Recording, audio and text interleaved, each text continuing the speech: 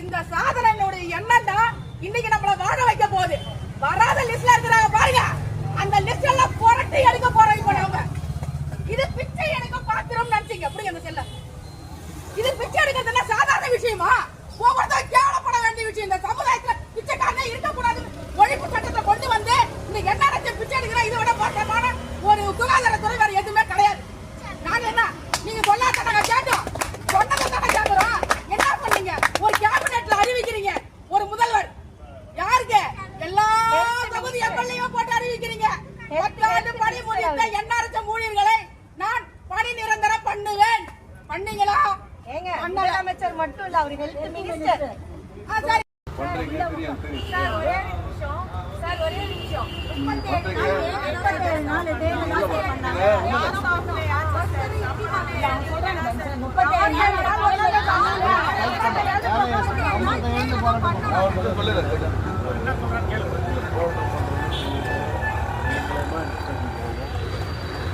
யார் முக்கியமான யார் எக்ஸிக்யூட்டிவ் மெம்பர்ஸ்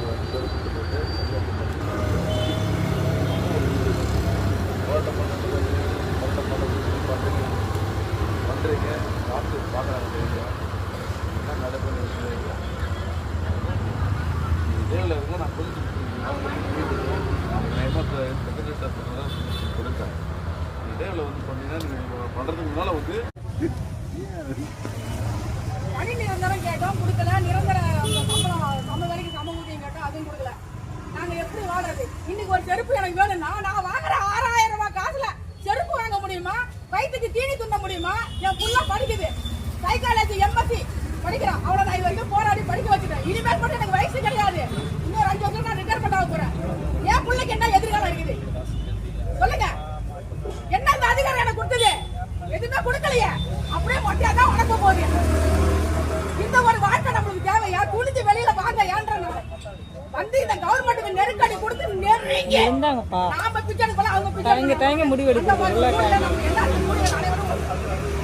நம்ம பக்கம் யாரு இருக்கிறாங்களோ அவங்க தான் நம்மளுக்கு. ஜிந்தாபாத் ஜிந்தாபாத் ஜிந்தாபாத் ஜிந்தாபாத். சம வேலைக்கு சம ஊதியம், சம வேலைக்கு சம ஊதியம்.